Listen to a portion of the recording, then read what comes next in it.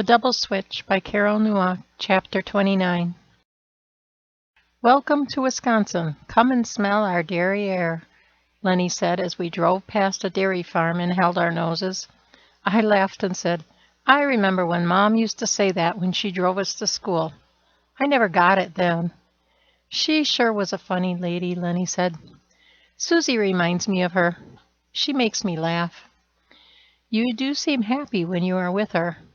Too bad she lives so far away. I may move down here and get a job," Lenny said. "What kind of job?" "Anything that pays the rent. All I know is farming. There are some farms near Milwaukee." "I don't think that farmhands make enough to live around Milwaukee." "I haven't got it all worked out yet. Have you thought about going back to school?" "Not really." "Here we are," I said as we pulled into Kyle's driveway.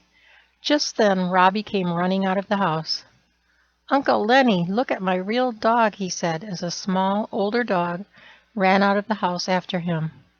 "Hey, buddy, you got a real dog. Does your real dog have a name?" "My real dog's name is Bear. He's not really a bear, he's a real dog. He likes me." "I can see that. Does he play ball?" "I don't know." "Robbie, what are you doing outside?" Kyle came out of the house looking worried. "Hey, Lenny, Lindsay, how was the ride?" "Long," Lenny replied. I waved at Kyle, and he smiled as he waved back. "I'll pick you up at Kelsey's around 5, he said. I nodded and backed out of the driveway, making sure that Robbie and Bear were inside the fenced area. Robbie picked up a ball and tossed it. Bear went chasing after it. Then he ran over and dropped it at Robbie's feet. Robbie clapped his hands with joy. Bear was the perfect dog for him. He would get plenty of throwing practice now that he had Bear. Grace's birthday party was wonderful. Susie had made Lenny a custom-fitting Elvis suit with embedded rhinestones, and he put on an impressive Elvis performance. Gertie and Mary were there, and we had some time to catch up on things. All too soon, the party was over, and I was back to wondering if I would see them again. After harvest, I went over to my land with my brothers. They were ready to break ground and insisted that I was to dig out the first shovelful of dirt.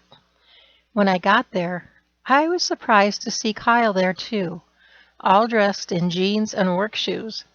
After we each dug the first shovelful of dirt, they brought in the heavy equipment and dug a nice-sized basement. We were building a 1-story, 8-family apartment building first. I was planning to move into one of the units, then sell my house. I would use the money from the house to buy lumber for a second apartment building. The others would be for the campers and their parents to use while visiting the ranch. We would use Dad's barn and animals for the first year or two. The Hendersons celebrated every birthday together, and I was driving down to Milwaukee at least twice a month along with Lenny. The other weekends, Kyle drove up to help with the building. With all of us working on it, we managed to get the roof and the siding on before the first snowflake fell. After that, we worked inside. As the brutal Wisconsin winter bore down on us, we did have a few storms that kept us apart, but for the most part, Kyle and I saw each other every weekend. By the first week in February, the building was finished. I had already sold my house and moved into one of the units a week later.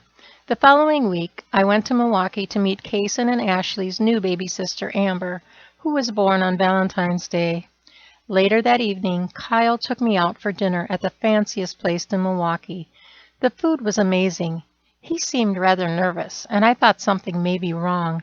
But after we finished dessert, he got down on one knee, and this is what he said.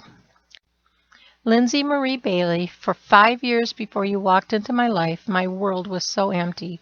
Then there you were, a woman who shared my dream for years before we even met. Now, as I see the possibility of that dream coming true, I want to share my life with you for the rest of my life. Will you marry me?"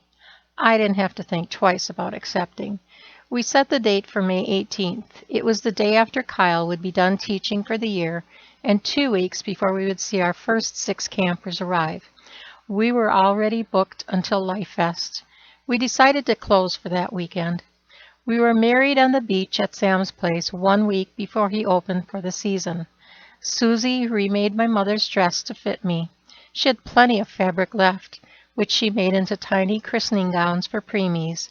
She also made all 8 of the bridesmaids' dresses, too. Amy was my matron of honor, and Sam was best man. We had 7 other couples stand up. You guessed it, each of our sisters and their spouses, as well as each of our brothers and their spouses. We almost had more people in the wedding party than guests. Macy Gordon, Emily, Mary, and Gertie were there too. If it hadn't been for them thinking that I was Kelsey, I may never have met Kyle or my sisters. Robbie and Bear loved moving to the ranch. Daisy and Bear were instant friends, along with the other dogs who joined the family. We thought that it may be nice if each camper had a dog to stay with them throughout their stay at the ranch. As it turned out, we ended up sending a few of them home with campers. Luckily, the local Humane Society kept us supplied with plenty more. Susie, Casey, and Jana stayed in another unit, leaving us room for 6 campers at a time. We felt that would be enough for the first year. This gave us each 1 camper to work with at a time, which worked out just fine. Lenny decided to work for us too. He was great with the campers. Kelsey had a double-wide mobile home set up on her property with plans to build a larger home within a few years.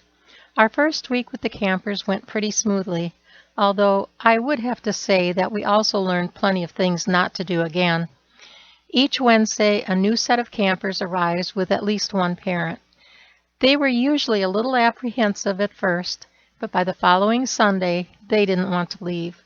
Many of the families had already booked a week for the following year before leaving. Judging on all the smiles that I saw, I would have to say that Robbie's ranch was a success. Kyle found a new position at a college nearby, and Robbie is going to be in my class in the fall. I never got to be called Mom, but I was very excited to be called Grandma by Kason and his sister Ashley. When little Amber starts to talk, I'm sure she will call me Grandma too. We pulled onto the Life Fest grounds with our camper in tow. We parked in the same spot that Kyle had last year. This year, Kelsey and her family were in the spot where Amy and I had been in last year. Amy was using her sister's Winnebago again this year. She was sharing it with Susie, Jana, and Casey this year. They were parked in another lot nearby. The talent on the grandstand was amazing as usual. We sat on the sidelines to watch so that we could play with Robbie without disrupting others' view of the show. He was getting so much better at throwing the ball since Bear came into his life. Catching was another thing altogether. When he tired of playing catch, we played a few games of checkers and go fish. I knew the perfect thing to have for dinner on that first night, lasagna. The same truck was there and the line was even longer, but I knew it was worth the wait. Kyle and Robbie enjoyed it as much as I did. Later, we ran into Emily and her friends Mary and Gertie. They were all doing just fine. We did get to see a few of the other events on the smaller stages too. Robbie loved the children's stage. The Christian comedian had us in stitches, and we added a few new CDs to our growing collection. Later that first night, Robbie was sitting on my lap while we watched the others performing around the bonfire. Kyle was about to go up to perform with Sam and some of his other friends when he noticed that Robbie was getting sleepy. "Hey, Robbie, can you hang tight until I play a few songs? Then I'll go read you your bedtime story," Kyle asked him. "Is it okay if Mom reads me my story tonight?" he asked. "Mom." He called me Mom. "I would love to," I said, as I took his hand and we went into the camper. I finally had someone to call me Mom. That was something I really didn't think would ever be possible a year ago. But it just goes to show that with God, all things are possible. Thank you for reading my book, The Double Switch. I hope that you enjoyed it. This is the last chapter in this book. There are others getting ready to follow this one, so be sure to subscribe and ring the bell so that you will be notified when new stories are uploaded. God bless. Carole, Neuok. The end.